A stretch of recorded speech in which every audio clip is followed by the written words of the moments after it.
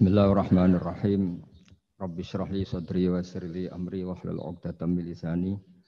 Allahumma shalli wa sallim ala habibika Mustafaka Muhammadin wa ala alihi wa sahbihi asma'in nama ba'du. Yang kita hormati bersama Profesor Dr. Adi Wijaya selaku Rektor Telkom University. Di sini kita ditemani dan yang tentu kita hormati Habib Fikri Assegaf. Ada Bapak Kiki, ada beberapa teman tadi yang sudah disebutkan oleh moderator.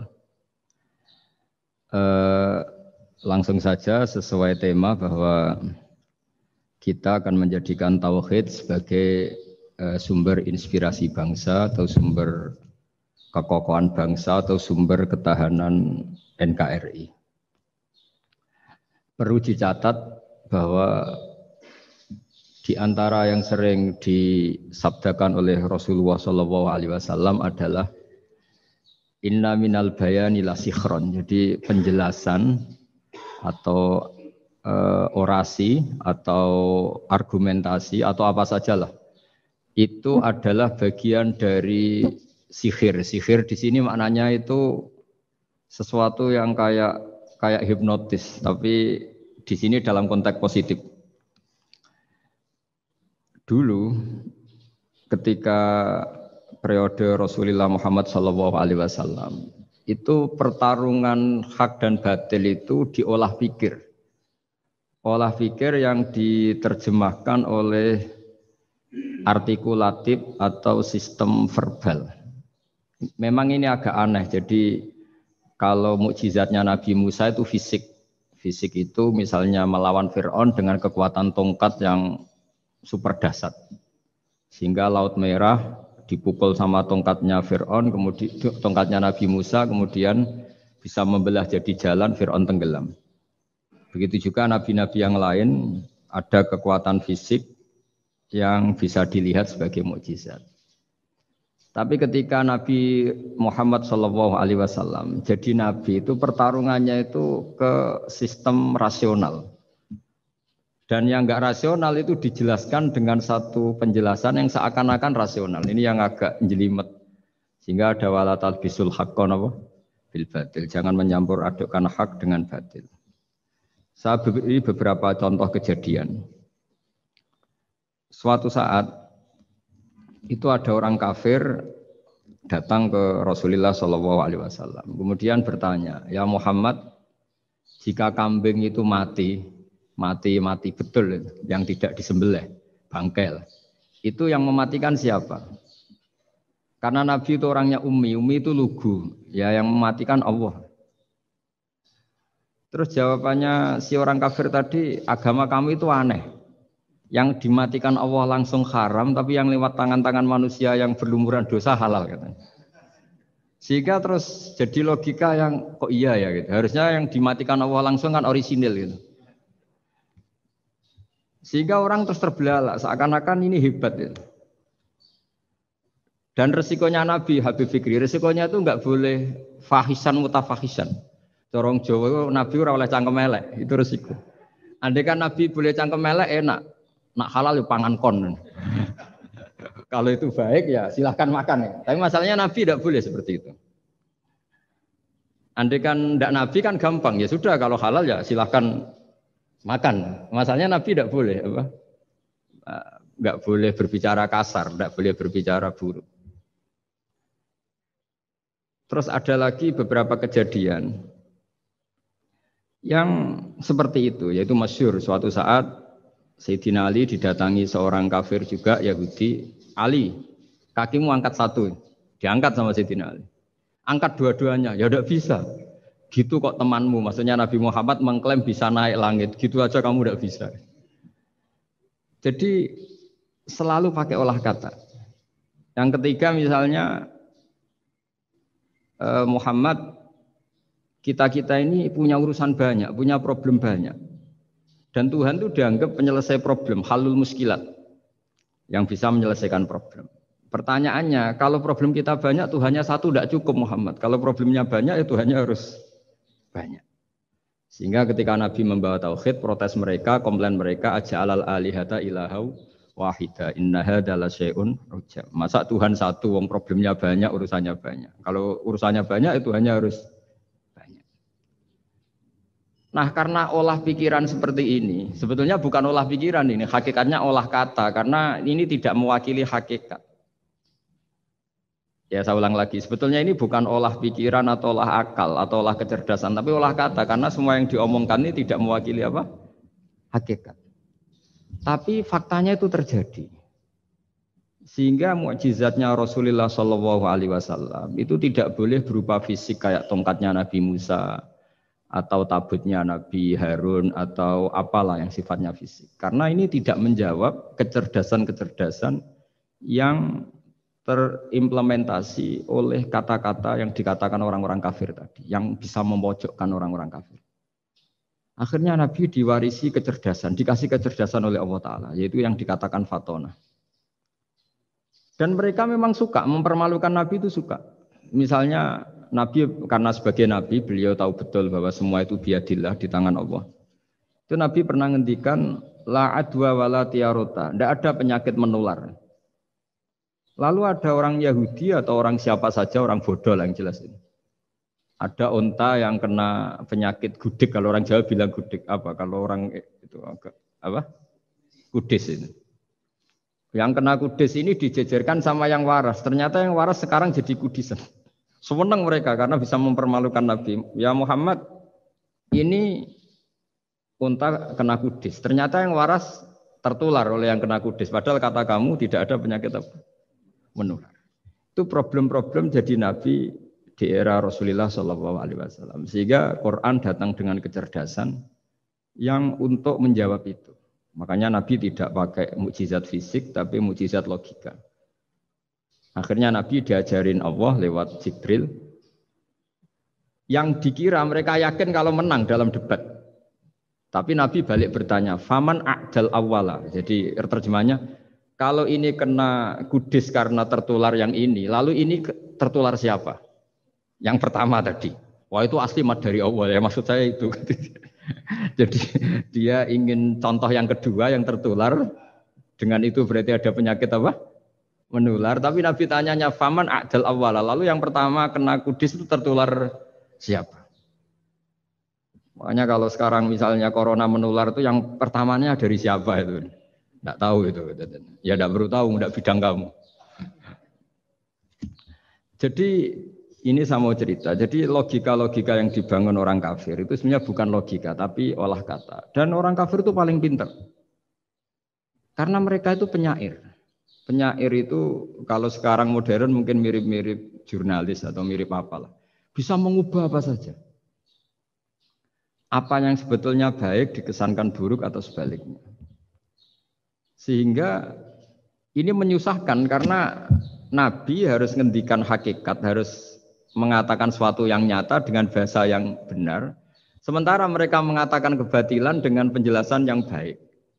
Ini ribet kan? Sehingga dalam banyak percekcokan ya. Itu susah dicari jalan tengah karena sama-sama mirip, kebenaran ini sama-sama mirip. Jadi misalnya yang masyhur dalam satu peristiwa besar, konflik antara Sayyidina Ali dan Sayyidina Muawiyah.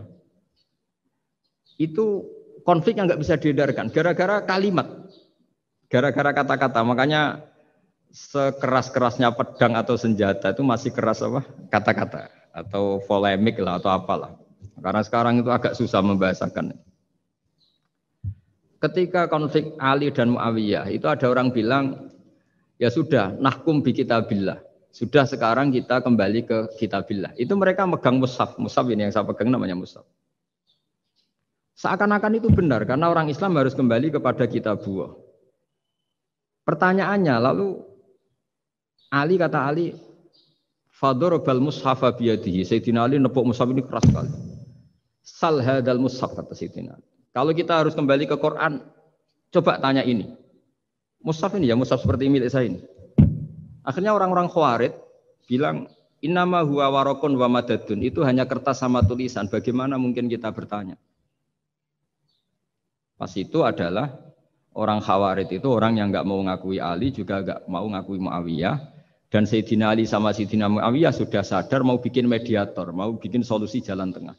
Jadi sebenarnya dua beliau itu orang baik, gara-gara diprovokasi orang Khawarij terus jadi bentrok. Orang Khawarij bilang, nggak ada Ali, nggak ada Muawiyah, yang ada adalah kitabullah, yaitu mushaf. Benar, secara zahir benar, memang orang Islam harus kembali ke mushaf. Tapi Sayyidina Ali pinter, sal hadal mushaf. Kalau gitu, tanyakan mushaf itu. Ketika Sayyidina Ali dan Sayyidina Muawiyah sudah sepakat bikin perdamaian. Akhirnya singkat cerita, innama huwa raqun wa wadadun, kata orang-orang Khawarij itu hanya kertas dan pena. Kenapa bisa disuruh atau diminta jawaban? Terus kata Sayyidina Ali, enggak bisa toh kamu tanya mushaf, ya enggak bisa. Makanya tanya saya katanya. Akhirnya Sayyidina Ali memberi penjelasan, wa in khiftum shiqaqa bainihima fab'asu hakamam min ahli wa hakamam min ahliha. Jika dua mempelai suami istri itu ngalami konflik, di mana-mana orang konflik roh raine serasa seneng nek. Kita kalau sedang marah, semuanya lah kalau sedang marah sama istri itu roh raine serasa seneng. Jadi sing ganteng ra ketok gantenge. Ketok elek etok. Sehingga kalau ngomongi anaknya, dasar nakal kok bapaknya gitu. Bapaknya gitu, nanti dasar cerewet koyo ibu. Makanya alhamdulillah banyak anak kita yang mewarisi nakalnya bapaknya dan nakalnya ibunya. Karena sabdonya mesti seperti itu. Jadi anak kita ini korban cara ngomong kita. Maka kita tidak wali itu harus syukur karena omongannya nggak mandi. Itu kalau kita wali, itu anak kita jadi orang buruk semua. Karena kita ngomong dasar goblok koyo ibu. Dari ibu dasar nakal koyo bapak. Berarti anak kita punya status goblok dan nakal. Tapi alhamdulillah yang ngomong itu tidak wali sehingga diabaikan saja sama Allah. Gak penting. Omongannya orang tidak wali itu tidak penting. Makanya tidak wali itu tetap punya sisi positif. Kalau ngomong tidak ngefek. Tapi kalau wali itu direspon sama Allah. Langsung ya. Tapi kalau wali ya tidak ngomong gitu. Tapi. Jadi kalau orang nggak suka itu nggak boleh ketemu. Karena tambah benci. Sehingga butuh mediator. Itu sudah, ini termasuk ilmu psikologi Quran. Kalau orang sedang tidak cocok itu nggak boleh ketemu. Pakai apa? Mediator. Jika suami istri sedang konflik, itu sebaiknya, seharusnya atau sayugyanya itu kirim mediator. Fab'atsu hakamam min ahli wa hakamam min ahliha. Iyurida islaha yuwaffiqillahu bainahuma. Terus kata Sayyidina Ali, wa amru ummati Muhammad a'dhamu min amri rajulin wa imra'atin. Dan urusan umat Muhammad yang kita sedang konflik dengan kekuatan besar dan bisa pertumpahan darah, itu lebih ngeri timbang urusan suami dan istri. Itu saja solusinya mediator. Artinya sesepele itu urusan pribadi saja Allah menyuruh ada mediator. Apalagi urusan kita yang lebih dahsyat. Akhirnya mereka ngakui cara istimbat, cara ngambil kesimpulan Sayyidina. Jadi ini masalah-masalah yang orang bilang seakan-akan benar. Sudah kita kembali ke Quran, kembali ke Quran. Quran yang mana? Wong kamu tidak paham. Lama-lama tanyanya cetakan mana ini? Ribet kan? Makanya saya ini bikin gerakan besar-besaran yang dulu saya ngaji tafsir lama sekali dengan Mbah Mun. Ngaji sama bapak saya, sekarang alhamdulillah sering diskusi sama Pak Quraisyab. Karena kita ini butuh dan saya punya teman akrab Gus Zofur juga doktor tafsir. Ya, kalau kamu ingin tak sebut ya punya teman kalian semua untuk mengkaji apa? Tafsir. Itu memang kita butuh. Karena Quran itu teks. Teks itu harus difahami ahlinya karena tapi ketika orang ngomong ayo kita kembali ke kitabullah itu kembali yang apa? Terus tentang apa? Sehingga banyak orang yang entah saking angkuhnya, entah saking benarnya tidak tahu. Saya tidak mau kembali kepada Quran. Kenapa? Saya tidak pernah keluar, saya di situ. Kembali itu kan sudah keluar baru kembali. Itu entah saking angkuhnya, entah saking benarnya tidak tahu. Mau kamu katakan angkuh yang masuk akal? Saya tidak mau kembali. Saya tidak pernah keluar. Memang saya sudah di situ. Benar mana? Bisa jadi ya sudah ini itu wilayah yang enggak jelas itu. Tapi bahwa mukjizatnya Nabi itu menerangkan sesuatu yang kayak iya kayak enggak. Karena orang kafir itu pintar mengemas kebatilan sebagai kebenaran. Jadi enak zaman Nabi Musa ngadepi Fir'aun yang karuan salah. Nabi Muhammad itu enggak. ngadepi satu komunitas yang mereka punya jargon yang seakan-akan benar. Misalnya Ka'bah, Ka'bah itu sakral, Baitullah. Orang kafir itu percaya keramatnya Ka'bah, percaya sehingga mereka kalau bikin berhala itu harus dekat Ka'bah, bentuk barokah Ka'bah. Gak kurang ajar gimana? Maka berhala-berhala itu paling banyak di dekat Ka'bah karena supaya apa? Dapat barokahnya Ka'bah. Ribet kan? Kamu kafirkan tuh percaya barokah Ka'bah, tidak dikafirkan itu kurang ajar. Ka'bah kok jadi ruwet. Ribet banyak ngadepi. Itu susah memang ngadepi logika. Makanya kan apa ya, kayak kita ngerawat anak itu. Mau dilonggar nanti manja terus goblok, mau dikerasin nanti minggat, ribet kan. Jadi ngelola kebenaran itu tidak gampang. Lalu Nabi datang bil haqqil bayyin, dengan kebenaran yang nyata. Dimulailah dari surat diantaranya lam yakunil ladzina kafaru min ahlil kitab wal musyrikin munfakina hatta ta'tiyahumul bayyinah. Bayyinah itu siapa? Rasulun minallah yatlu suhufam mutahharah. Orang-orang kafir baik berkategori ahli kitab yaitu Yahudi Nasrani maupun yang berkategori orang-orang musyrikin yaitu orang-orang yang menyekutukan Allah yang non samawi, yang tidak punya kitab samawi. Itu tidak mau tercerabut, munfakin itu tidak mau tercerabut dari akar mereka hatta ta'tiyahumul bayyinah. Sehingga datang kebenaran yang begitu nyata, begitu jelas. Saking jelasnya siapapun mau tahu. Dan enggak bisa dibatalkan oleh apapun, termasuk oleh perilaku sosial. Siapa itu? Rasulun minallah yatslu suhufam mutahharah. Itu yaitu Rasulnya Allah yang membaca lampiran-lampiran suci, yaitu Quran. Sehingga Nabi datang dengan analogi pembanding. Orang-orang yang berpikir Tuhan harus banyak karena urusan itu banyak, problem banyak. Lalu Nabi bikin analogi. Andaikan kamu sebagai pembantu yang punya majikan banyak, perintahnya beda-beda. Kamu mau enggak? Ya enggak mau, enggak enak Muhammad kalau punya bos banyak. Perintahnya beda-beda, semuanya egois harus dituruti. Enggak mau. Enak mana sama punya majikan satu? Enak satu Muhammad. Ya sudah, Tuhan kamu itu majikan kamu. Kalau banyak-banyak bingung kamu perintahnya banyak nanti. Terus mereka mau, ya sudah Tuhannya satu saja.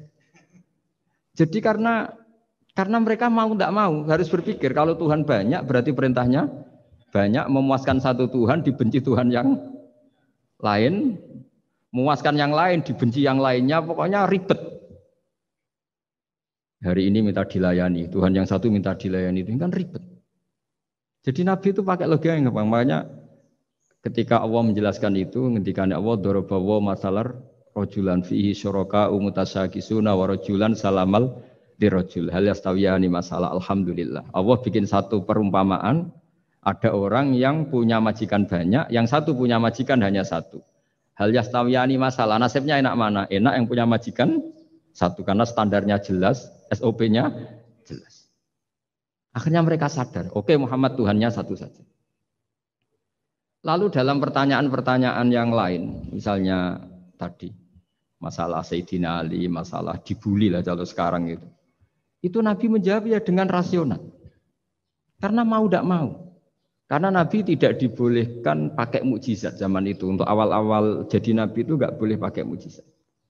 Karena mukjizat itu punya sisi yang sangat-sangat fatal, yaitu kalau Allah sudah menurunkan mukjizat, itu sekali nggak diimanin itu harus ada azab. Nabi ingin umatnya itu nggak kena azab. Makanya ketika Allah Taala wa ma mana ana an nursila bil ayati illa an kadzdzaba bihal awwalun. Cara terjemahan bebasnya gini. Muhammad, saya tidak ngasih mukjizat kamu kayak Nabi Musa, kayak nabi-nabi sebelum kamu yang berupa fisik. Itu problemnya satu, sekali saya menurunkan mukjizat, tren umumnya ini didustakan. Ketika didustakan, saya punya alasan menyiksa, wong sudah tak perlihatkan sebegitu jelas kok tetap didustakan. Maka sekali saya menurunkan mukjizat, kata Allah, wa ma nursilu bil ayati illa takhwifa.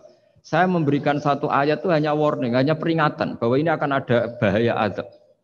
Sehingga karena pilihannya itu Nabi milih gak ada mukjizat yang seperti nabi-nabi sebelumnya. Milih mukjizat yang ilmiah, yaitu Al-Quran yang kita warisi sampai sekarang. Alhamdulillah. Karena kata ulama-ulama, nah ini pentingnya penjelasan. Andaikan mukjizat kita itu hanya tongkat, maka hanya ada di museum. Kita lihat tongkatnya Nabi Musa mungkin klaimnya ada di Turki. Mukjizat tabut kita lihat lagi di Ya di manalah tempat di museum apa. Tapi kalau mukjizatnya Al-Quran, itu umatnya Nabi akan merasakan nikmatnya ila yaumil kiamat. Misalnya kita dalam bersuami istri atau dalam berkeluarga atau dalam bermasyarakat. Itu Quran kalau nasihati kita gampang sekali. Misalnya wa ashiruhunna bil ma'ruf. Fa in karihtumuhunna fa asa an takrahu syai'a wa yaj'alallahu fi khairan katsira. Sudahlah kalau sama istri itu yang baik. Jika ada watak istri yang kamu enggak suka, dalam ketidaksukaan kamu itu ada kebaikan yang banyak. Kamu enggak suka karena kalau istri kamu sering marah, kamu enggak suka. Sukanya yang senyum. Tapi kalau senyum terus sama orang lain juga senyum, ribet kan kamu. Jadi sudah anggap saja ada hikmahnya. Semua itu ada hikmahnya. Kalau istri kamu marah tidak kelihatan marahnya, dipendam, itu enggak ekspresif. Cara akting sinetron enggak masuk itu. Tapi kalau marah kelihatan marahnya itu ekspresif, itu kecerdasan itu, Pak. Bisa menumpahkan keinginan. Wah itu bagus ini. Jadi disuruh lihat sisi apa? Positif. Imam Syafi'i itu pernah ketemu seseorang yang di depan beliau cium tangan hormat. Suatu saat dikasih tahu sama santrinya yang lain, orang yang mencium kamu wahai Imam Syafi'i itu di belakang ngerasani kamu, bully kamu. Kata Imam Syafi'i, baguslah. Kenapa? Berarti saya wibawa, di depan saya tidak berani. Jadi enteng. Beliau dikasih tahu, tetangga kamu banyak yang benci engkau ya Imam Syafi'i. Baguslah, tidak akan utang saya. Justru yang kenal-kenal itu yang utang-utang itu. Jadi enteng terus. Jadi dunia ini dianggap gampang saja. Coba kalau istri kamu sedang rukun sama sedang marah itu murah mana? Murah marah. Kalau rukun minta ke mall pusing. Jadi ulama dulu itu murah mana? Marah sama rukun. Kalau sedang harmonis minta kemana? Mahal kan? Kalau pas marah. Jadi ulama dulu itu lucu, apa ya? Gampang sekali nanggapin sesuatu itu. Imam Abu Hanifah itu kalau ketemu yang utang beliau itu dia yang sembunyi karena malu. Kalau kita kan enggak yang sembunyi yang utang. Kalau Abu Hanifah enggak. Yang sembunyi itu Abu Hanifah. Kasihan dia malu kalau ketemu saya kan masih punya utang saya. Itu kalau kamu ingin jadi wali itu gitu. Kalau ketemu yang utang kamu yang lari. Itu bisa bank tutup karena yang lari yang ngutangin. Dalam cerita-cerita wali itu unik-unik. Rabi'ah Adawiyah itu pernah kemalingan. Itu beliau sembunyi. Malingnya nyari apa dia sembunyi. Habis itu ditanya, kenapa engkau sembunyi? Sama lu sama malingnya. Karena rumah saya nggak ada yang bisa dimaling. Karena enggak punya apa-apa. Jadi ini kalau berpikir rasional kan ada Habib Fikri bahasa rasional. Ini tak latih berpikir yang agak rasional. Nah, Nabi itu diutus dalam kondisi masyarakat yang rasional. Sehingga repot. Dan yang tidak rasional itu punya kecakapan olah kata sehingga seakan-akan rasional. Makanya ada kalimat terkenal di kalangan ulama, kalimatu haqqin urida biyal batil. Omongannya benar, tapi maksudnya tidak benar. Kayak tadi, la hukma illa lillah. Tidak ada hukum kecuali yang ada di Quran. Tidak ada hukum kecuali yang diturunkan Allah. Pertanyaannya, apa itu? Ya Quran. Lah iya apa? Makanya kata Sidin Ali, ya sudah, sal hadal mushaf. Tanya mushaf kamu. Wah ya tidak bisa, itu kan hanya kertas sama tulisan. Makanya tanya ulama, kata Sidin Ali. Nah Quran itu balwa ayatum bayinatun fi suduril ladzina utul ilm. Quran itu begitu jelas sebagai solusi, tapi di hatinya orang yang punya ilmu. Sehingga kemudian lahir beberapa generasi tauhid.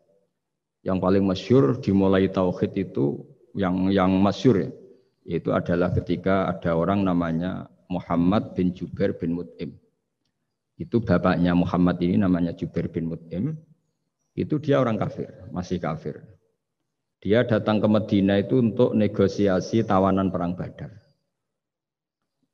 Dulu beberapa orang yang negosiasi sama Nabi itu ya nunggu di masjid. Singkat cerita, Nabi sholat maghrib baca surat Wattur wa kitabim mastur fi raqim mansur wal baitil ma'mur was-saqfu fil marfu wal bahril masyur. Terus dia dengerin sampai Allah tanya, am khuliqu min ghairi syai'in. Kalau kamu tidak ngakui saya sebagai Tuhan, kata Allah, silahkan Anda berpikir bahwa alam raya ini dimulai dari ketiadaan. Atau kamu sendiri merasa sebagai pencipta alam raya ini, pencipta langit dan bumi. Itu namanya am khalaqus samawati wal ard. Itu orang itu disebut dahiyatul Arab, orang paling cerdas di Arab. Itu dia bingung. Dia selamanya kafir. Cara berpikir menuhankan berhala, Lata, Uzza, pokoknya menuhankan makhluk lah. Terus dia mikir, Muhammad ini kacau ya. Akal saya dihabisin kata dia.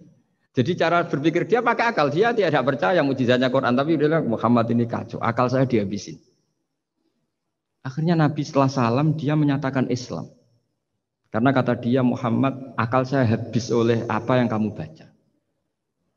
Nah ini saya mau menerangkan tauhid sebagai inspirasi. Yaitu logikanya gini, langit bumi ini kan wujud itu punya eksistensi. Kalau langit bumi ini wujud, alam raya ini nyata. Lalu kamu mengatakan sebelum alam raya ini ketiadaan. Berarti ada satu kesimpulan ketiadaan menciptakan yang ada. Itu malah gendeng bareng.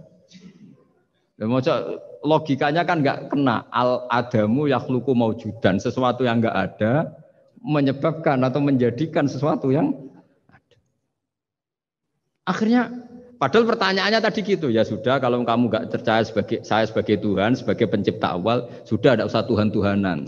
Tapi ya mari goblok bareng dengan mengatakan bahwa alam yang ada ini diciptakan oleh sesuatu yang tidak ada. Jadi super, saya tidak mau goblok Muhammad, sudah iman saja saya, karena saya tidak mau goblok. Jadi agama ini datang dengan keceriaan berpikir. Sehingga Ibnu Hajar al-Asqalani mengatakan hadatin ja'a bil iltizat al-aqli. Agama ini datang dengan kenyamanan berpikir. Coba kalau Anda seorang profesor atau seorang doktor atau seorang ilmuwan. Kemudian Anda diajak goblok dengan teori baru bahwa sesuatu yang ada itu diciptakan oleh yang tidak ada. Mau enggak kamu? Mau semuanya rasa turu. Diajarin sesuatu yang ada diciptakan oleh yang tidak ada.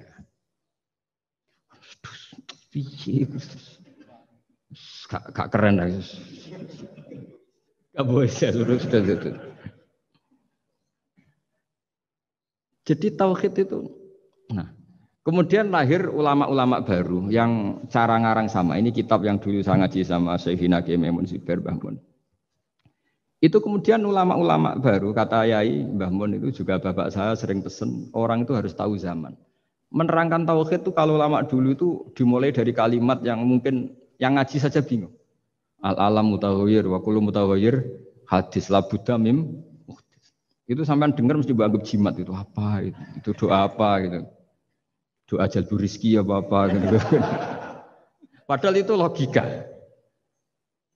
Tapi terus ulama-ulama modern itu ngarang seperti ini ada gambar. Ini kitab yang saya dulu ngaji sama Mbak, itu digambar seperti ini. Maksudnya digambar seperti ini gini, penjelasannya gampang. Sampean kalau gambar seruat apapun, misalnya gambar gedung tingkat 5 atau gambar gunung atau gambar apa saja. Mbok seruat apapun gambar itu dimulai dari satu titik. Tadi hadhil awalim kulluha, bahwa alam semua ini dimulai dari nuqtatil wujud, ada titik wujud. Dan karena ini wujud penyebab harus bersifat awal. Makanya Allah itu selain wujud harus bersifat al-awwal. Kalau bahasa pondok al-qadim. Karena tidak mungkin yang menciptakan kemudian kalah dulu dengan yang diciptakan.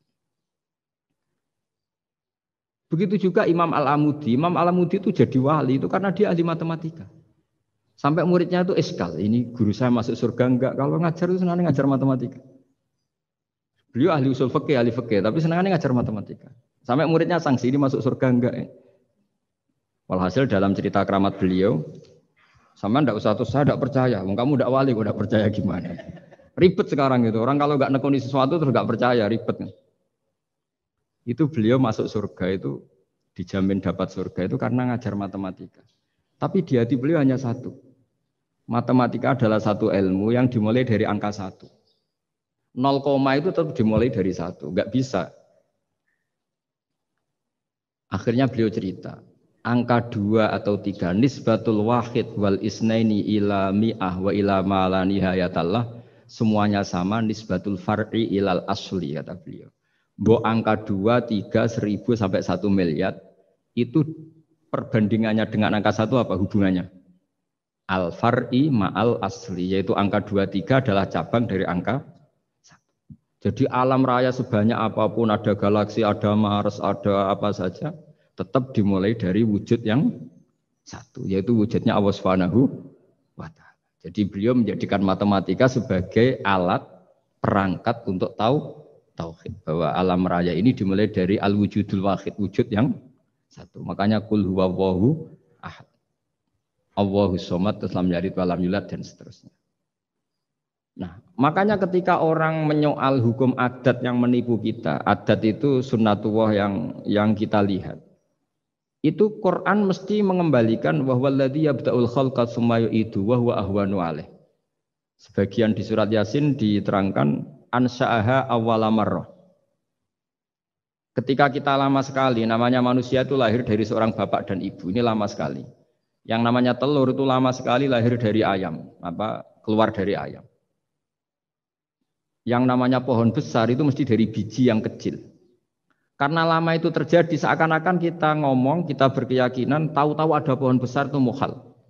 Tahu-tahu ada manusia ini mukhal. Makanya ketika ada figur yang bernama Isa bin Maryam, itu orang kafir Yahudi, itu menolak. Bagaimana mungkin ada manusia tanpa bapak? Oke, itu menyalahi prosedur lazim, protap lazim. Tapi kata Allah gimana? Inna masalah Isa indallahi kamasali Adam. Kalau Isa mukhal karena tanpa bapak, harusnya Adam lebih mukhal karena tanpa bapak, tanpa ibu. Jadi artinya apa? Allah tetap mengingatkan bahwa kudroh saya yang pertama itu menjadikan semuanya mungkin tanpa perangkat adat. Maka kitab ini yang saya baca ini, milik Sayyid Husain Afandi ini, itu menjelaskan bahwa hukum adat itu menipu. Saya ulang lagi, hukum adat itu menipu. Ketika ayam mengeluarkan telur, telur kemudian menjadi ayam lagi. Terus kita berdebat, telur sama ayam dulu mana? Menurut Anda milih mana? Milih apa? Telur. Kalau ini, yang kubu sebelah ini. Ayam apa telur? Telur. Ayam. Ayam lahir dari. Nah, pertanyaannya begini kalau menurut tauhid. Ketika lazim kalau telur itu nanti suatu saat jadi ayam, terus ayam kemudian lazim mengeluarkan telur. Ketika Anda mengatakan mungkin kontribusi Anda terhadap kemungkinan itu apa? Kan sama, Anda tidak ikut menciptakan. Wong tidak ikut menciptakan kok menvonis mungkin tidak mungkin. Kamu itu hanya saksi. Makanya pertanyaannya Allah, loh ketika itu kamu anggap mungkin, kontribusi Anda itu apa? Kan hanya melihat. Kamu sendiri tetap tidak mampu bikin telur, Anda juga tidak mampu bikin ayam. Artinya meskipun telur jadi ayam, ayam jadi telur sampai kiamat, tetap ada kontribusi kudrohnya Allah Subhanahu wa ta'ala. Bukan berarti berdiri sendiri. Wong kamu yang bilang mungkin ya nyatanya enggak berkontribusi. Sehingga kalau suatu saat Allah bikin telur dari batu, atau ayam keluar dari batu, bagi Allah itu enggak masalah. Tapi bagi kamu masalah. Bagaimana mungkin hewan keluar dari batu? Ini logikanya gimana? Loh memangnya ketika telur dari ayam itu logika kamu gimana coba? Kamu ikut bikin enggak? Nah ini di sini pentingnya mukjizat. Akhirnya Allah bikin mukjizat, ada satu onta besar keluar dari batu, yaitu mukjizat Nabi So. Kamu memasalahkan, ini gimana onta kok keluar dari batu? Lalu kalau Allah tanya kamu, gimana telur keluar dari ayam? Loh ini biasa Gusti mungkin, memangnya kamu bisa. Berarti bagi orang yang tauhid, yang wali, keluarnya ayam dari telur sama onta dari batu itu nisbatnya sama. Sama-sama semuanya di luar kontribusi kita. Kenapa yang satu kamu katakan mungkin, yang satu kamu katakan tidak mungkin? Toh kamu sama-sama tidak terlibat. Itu cara berpikir tauhid. Artinya apa? Orang-orang wali atau orang-orang alim, meskipun melihat telur keluar dari ayam tiap hari, tetap subhanallah, subhanallah, Allahu Akbar. Karena ini keajaiban. Tapi kamu kan enggak, taunya ajaib itu yang aneh-aneh itu. Makanya banyak cari kiai aneh, yang gondrong, yang enggak pernah mandi, gara-gara kamu itu suka aneh itu gara-gara. Dong ini ya. Dong itu tahu ya. Jadi buat sesering apapun alam raya ini ada siklusnya. Biji jadi pohon, pohon kemudian mengeluarkan buah, buah ada biji. Semuanya yang berkontribusi hanya kudrohnya Allah Ta'ala. Tidak mengikat Allah. Allah bisa bikin tanpa itu semua. Makanya Allah selalu memperbarui mukjizatnya. Termasuk ada onta besar keluar dari batu. Yaitu mukjizatnya Nabi Soleh. Kamu nggak boleh menyoal ini mukhal. Mukhal gimana? Karena itu nggak mungkin. Ukuran nggak mungkin apa? Kamu nggak bisa bikin kan? Sama telur keluar dari ayam kamu bisa bikin. Sama-sama enggak. Nah di sini pentingnya ngaji ya. Makanya Allah ngendikan innallaha la yastahyi ayyadriba masalam ma ba'udatan fama fawqa. Allah itu tidak malu bikin contoh nyamuk. Karena nyamuk ini mukjizat yang besar. Sudah hewannya kecil, di situ ada ususnya. Ususnya ada uratnya. Coba kalau kamu bikin nyamuk. Kalau yang santri agak nakal itu ya ada alat kelaminnya, ada uratnya. Coba jenengan bayangkan nyamuk kecil kan? Itu ada uratnya enggak? Ada ususnya ada uratnya. Uratnya ada bakterinya. Pusing kan kamu? Jadi sebetulnya ayat Allah yang dasar itu bukan dinosaurus tapi nyamuk. Bikin uratnya dinosaurus masih gampang, hewannya besar paling uratnya segini. Itu pesan di Juwana bisa lah. Tapi kalau pesan organnya apa? Nyamuk. Perutnya seberapa? Sudah gitu dia di dalamnya ada calon anaknya. Lebih kecil, banyak lagi jumlahnya coba. Nah ini agama ini datang dengan akal. Jadi kelihatan ada mukjizatnya Quran karena menyontohkan nyamuk. Dan kelihatan mukjizat kalau dijelaskan pakai logika. Yaitu kayak apa susahnya bikin nyamuk. Sudah kecil, ada organnya, organnya ada uratnya, uratnya ada kumannya, kumannya ada uratnya. Pusing enggak? Makanya tidak ada kampus yang siap memaklumatkan diri sanggup bikin nyamuk. Karena ya enggak sanggup tadi. Lah itu mukjizatnya Quran. Jadi agama ini ketika ulama-ulama ja'a bil iltizazil aqli. Agama ini datang dengan kenyamanan berpikir. Makanya kita nanti kalau mau mati itu yang seneng saja. Kita tidak tahu caranya hidup, tahu-tahu lahir, tahu-tahu hidup, tahu-tahu punya hutang, tahu-tahu banyak masalah, tidak tahu kita. Nanti kalau mati juga gitu, nggak ingin mati tahu-tahu mati. Nanti nggak tahu-tahu bangkit. Makanya sudah alaiha nahya wa alaiha namut wa biha nubasu insyaallah taala minal. Makanya kata Sidina Ali kalau ada orang susah hidup, kamu lahir keinginan kamu apa keinginan Allah? Ya keinginan Allah. Kamu mati, misalnya orang frustasi ingin mati ya tidak bisa mati. Kalau Allah tidak menghendaki ya tidak mati. Ya sudah, zaman kita hidup ya tidak bisa mengelola kehidupan ini ya sudah. Kalau mati juga tidak bisa mengelola kematian ini. Makanya terus kita diajarkan inna sholati wa nusuki wa mahyaya wa mamati lillahi rabbil alamin. Berhubung kita tidak tahu ya sudah hidup kita, mati kita semua di tangan Allah. Sudah kita pasrah saja. Nah, jamnya mati aja, serah usah pamit, sudah mati aja, sudah gak ribet. Makanya wali-wali itu ya biasa ngelihat kematian itu, bukan karena yakin pasti masuk surga ya enggak. Kata wali-wali itu di dunia itu hanya Allah yang ngurusi kita ya Allah, nanti di akhirat ya sama. Itu tauhid ya. Jadi saya ulang lagi ya, jangan terjebak hukum adat. Karena dalam hukum adat itu sebenarnya Anda tidak aktor tapi hanya saksi. Yang namanya telur keluar dari ayam, ayam mengeluarkan telur. Tapi sebetulnya ini tidak mengikat. Allah bisa saja bikin hewan dari yang lain. Kayak tadi mengeluarkan untanya Nabi Soleh dari batu yang apa? Besar.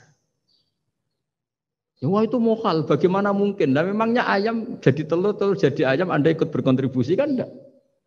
Andai kan Anda menyaksikan kudrohnya Allah Ta'ala di semua kejadian, yaitu Allah bisa bikin nyamuk, nyamuk ada organnya, organnya ada uratnya.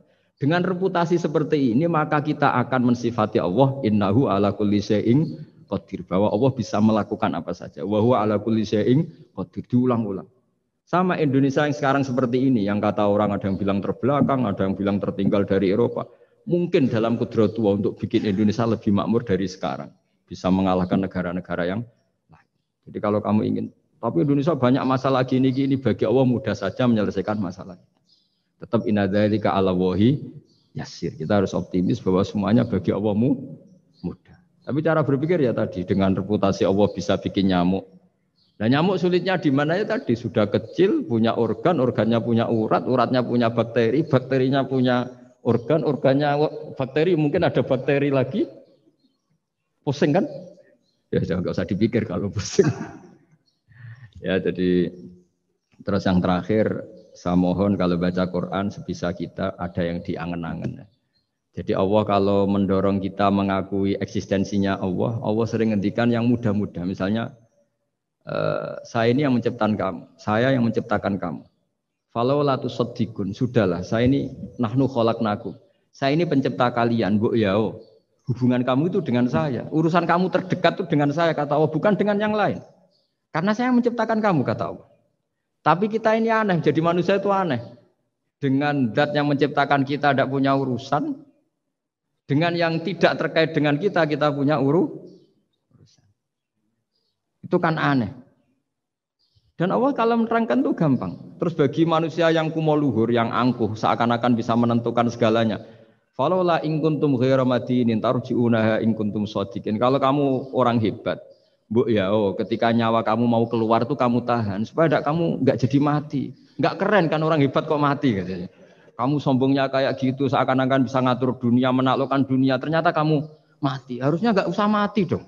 Kata Allah, falaula in kuntum ghaira madinin tarji'unaha in kuntum shadiqin. Makanya falaula idza balaghatil khulqum wa antum khina idin tangzuru. Mbok ya orang-orang yang keren, yang merasa hebat, yang biasa ngatur dunia, mbok ya ketika mati itu jangan mau. Ya, ini sensitif wilayah. Ya saya kira demikian ya, semoga lewat ngaji ini kita kembali ke tauhid yang benar lewat penjelasan-penjelasan yang akli, yang rasional. Saya pastikan agama ini datang dengan al-iltizadul akli, kenyamanan berpikir. Kayak apa susahnya kita dengan jadi ateis? Karena harus punya rumus bahwa yang ada diciptakan oleh yang tidak ada. Itu kan jadi aneh. Makanya ukuran iman, salasun man kunna fihi wajada halawatal iman. Ciri utama iman itu nyaman, halawah itu manis. Karena ya itu tadi apa yang dibawa oleh Quran dan hadis sesuai akal kita. Maka masyhur di kalangan para ulama ada pepatah, laulam yakun ma jaa bihi Muhammadun dinan lakana fi aqlin nasi hasanan. Kalau saja Muhammad tidak maklumatkan kalau ini agama, akal pun akan setuju bahwa yang dibawa itu hal yang luar biasa. Karena agama ini tidak lam yusodim al-aql, agama ini tidak akan menentang akal. Liqaumi ya'qilun liqaumi yatafak. Kalau ada orang bilang akal saya itu menolak faham agama, itu akalnya yang perlu dicek. Ada masalah itu pasti. Ya, saya kira demikian. Assalamualaikum warahmatullahi wabarakatuh.